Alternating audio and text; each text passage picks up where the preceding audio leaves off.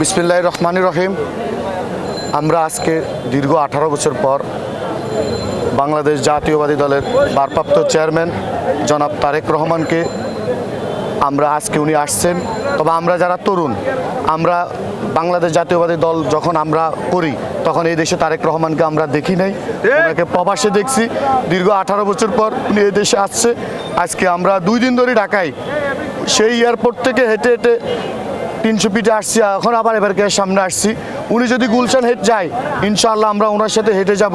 আর আজকে সারা বাংলাদেশ ঈদের থেকেও আনন্দ যে তারেক রহমান দেশে এসেছে, যে ঘরের ছেলে ঘরে ফিরেছে।